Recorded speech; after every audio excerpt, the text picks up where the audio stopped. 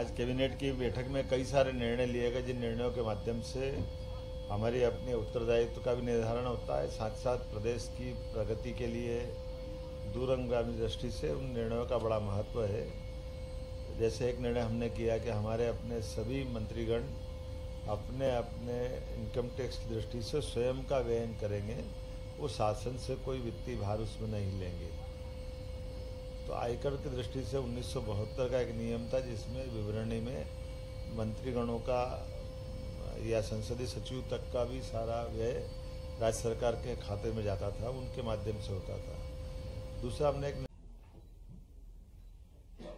और संविधान की दुहाई देने वाले लोगों ने आज से 50 वर्ष पहले आपातकाल लगाकर संविधान की धज्जियां उड़ाई थी। आज वो लोग संविधान की प्रतियां लेकर पार्लियामेंट में हैं। स्वतंत्रता के बाद पहली बार सारे देश को जेल बनाने वाले लोग आज संविधान की प्रतियां लेकर चल रहे हैं। आज की कैबिनेट की बैठक के पहले माननीय मुख्यमंत्री जी ने इसी बात का स्मरण कराते हुए ये सब लोग जो संविधान का राजनीतिक उपयोग कर रहे हैं उनकी निंदा की है। और जिन लोगों ने आपातकाल लगाया था, उस आपातकाल के कारण कई लोग एक तरीके से बर्बाद हो गए, जिनको कि मैं भी प्रत्यक्ष रूप से जानता हूं, मोहन जी भी प्रत्यक्ष रूप से जानते हैं कि उनके परिवार के लोग जेल में चले गए, बिजनेस खत्म हो गए, किसी की माता जी का निधन हो गया, किसी के पिताजी का निधन हो गया, वो अपने कंधा नहीं दे पाए। ऐसी परिस्थिति में उन सब के प्रति माननीय मुख्यमंत्री जी ने सहानुभूति प्रकट की है और आपातकाल लगाने वालों की निंदा की है। दूसरा, आज लोकसभा अध्यक्ष के लिए ओम बिरला जी को एक बार फिर से पार्टी ने फॉर्म भरवाया है। मंत्रिमंडल ने उन्हें बधाई दी है और शुभकामनाएं दी है।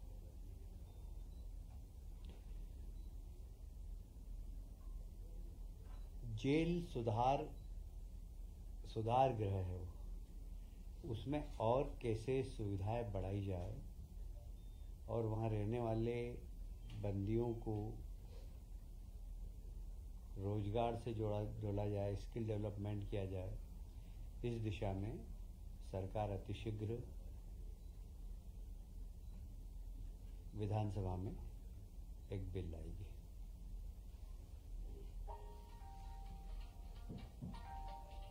एक बहुत ही महत्वपूर्ण निर्णय हुआ है जिसमें हमारे एग्रीकल्चर से पास आउट नौजवानों को रोजगार भी मिलेगा। जो प्रधानमंत्री जी का सपना है सॉइल टेस्ट के लिए भारत सरकार ने सभी ब्लॉक्स में भवन भी बना दिए, पर अब भी व्यवस्थित सॉइल टेस्ट हो, इसके लिए आज के मंत्रिमंडल में निर्णय लिया गया कि हम कुछ कृषि से संबंधित सहकारी संस्थाएं व एग्रीकल्चर पास आउट नौजवान अब वहां पर सॉइल टेस्ट कर सकेंगे। सरकार उनके खर्चे जिससे आत्मनिर्भर बन सके, लगभग 45 टेस्ट हर ब्लॉक में कराएगी और उसका पेमेंट करेंगे। और बाकी वो अपनी क्षमता से किसानों को समझाकर जितना ज़्यादा सॉइल टेस्ट करा सके, उससे उनको आर्थिक लाभ भी मिलेगा और किसानों को अपनी सॉइल की टेस्ट रिपोर्ट भी सही मिलेगी। ये बहुत ही अच्छा निर्णय हुआ है किसानों के हित में। पूरे ब्लॉक में, सारी 313 ब्लॉक में ये प्रयोगशालाएं काम करेंगी।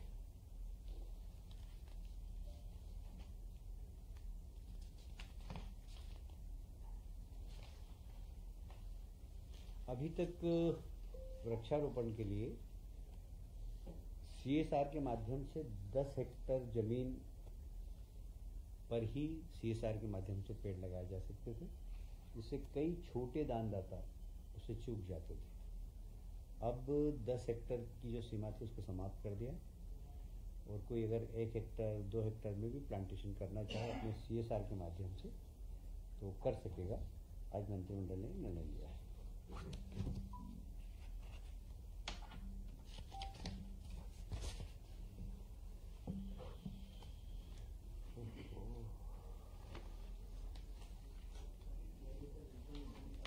एक और महत्वपूर्ण निर्णय है कि मध्य प्रदेश में जितने भी सैनिक स्कूल हैं, तो मध्य प्रदेश सरकार उन्हें स्कॉलरशिप प्रदान करती है। पर कई बार चयन में मध्य प्रदेश के विद्यार्थी मध्य प्रदेश के बाहर सैनिक स्कूल में प्रवेश पाते हैं, तो उन्हें इस सुविधा का लाभ नहीं मिलता था। आज मंत्रिमंडल ने निर्णय लिया है कि ऐसे मध्य प्रदेश के चयनित सैनिक स्कूल के विद्यार्थी जो मध्य प्रदेश के बाहर पढ़ रहे हैं, उन्हें भी मध्य प्रदेश की सरकार स्कॉलरशिप प्रदान करेगी।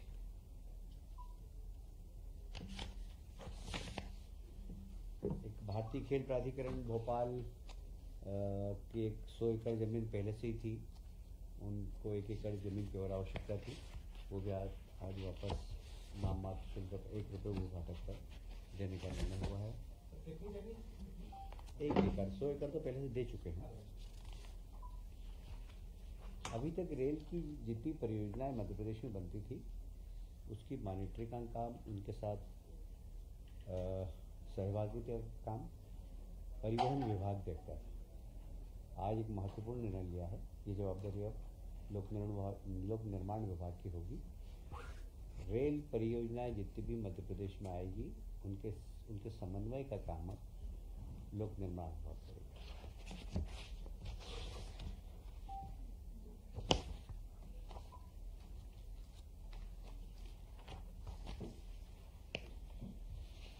आज एक बार माननीय मुख्यमंत्री जी ने महत्वपूर्ण निर्णय लिया है कि हमारे मध्य प्रदेश के कई लोग पैरामिलिट्री के लोग, मिलिट्री में, पुलिस में काम करते करते शहीद हो जाते हैं। साधारणतः परंपरा ये रही है कि जो भी सरकार की ओर से आर्थिक सहायता मिलती है, वह उस मृतक की पत्नी को मिलती है। पर आज माननीय मुख्यमंत्री जी ने ये निर्णय लिया मंत्रिमंडल के सामने कि क्यों ना हम उनके माँ बाप को भी 50% दें। साधारणतः व्यवहारिक रूप से ये होता है कि जो सेना में काम करने वाले, सर्विस करने वाले नौजवान काफ़ी यंग स्थिति में ही उनकी डेथ हो जाती है, तो माँ बाप का भी एक ही लड़का होता है, जितनी राशि आती है वो उसकी पत्नी को मिलती है, माँ बाप वंचित रह जाते थे। तो ये व्यवहारिक रूप से हमने देखा है, मतलब मैंने देखा इंदौर में 2 परिवार ऐसे थे कि पत्नी पैसे लेके और चली गई, बेचारे माँ बाप उनके पेरेंट्स को भी गई। एक बहुत छोटा सा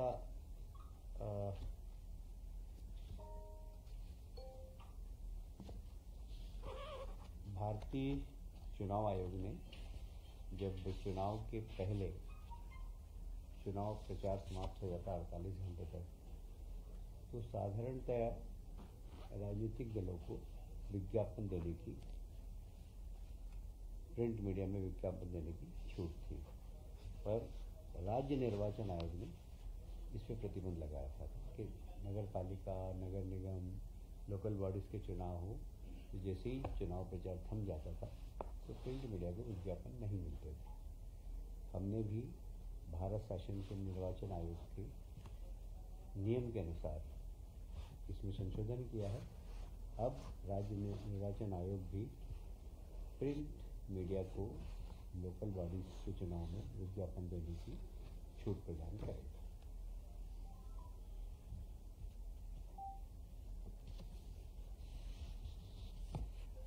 पहले चुनाव डायरेक्ट होते थे नगर पालिका, नगर पंचायत के। पिछली बार निर्णय लिया गया था कि पार्षद के चुनाव तो डायरेक्ट हो, किंतु नगर पालिका और नगर पंचायत के अध्यक्ष के इनडायरेक्ट।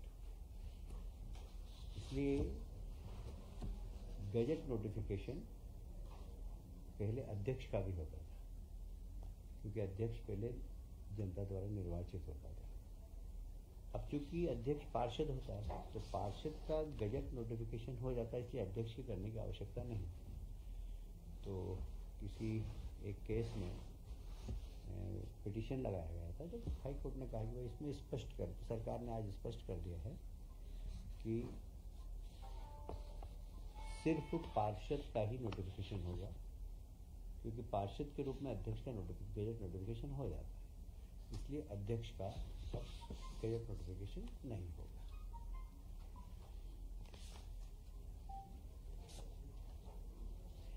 आज एक और महत्वपूर्ण निर्णय लिया। आज हमारे यशस्वी मुख्यमंत्री डॉक्टर मोहन यादव जी ने मंत्रिमंडल के सामने एक सुझाव दिया कि जो मंत्रिमंडल के सदस्यों को वेतन भत्ता मिलता है उस पे लगने वाला इनकम टैक्स राज्य सरकार भरती थी।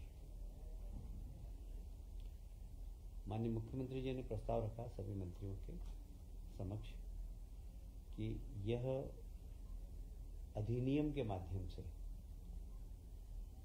राज्य सरकार मंत्रियों के भत्ते पर लगने वाला इनकम टैक्स राज्य सरकार भरे। आज मंत्रिमंडल ने निर्णय लिया कि इस अधिनियम की कंडिका को हम समाप्त कर देंगे और सारे मंत्रीगण जो मिलने वाला भत्ता है उसका इनकम टैक्स स्वयं भरेंगे। Thank you. सबको जरा कुछ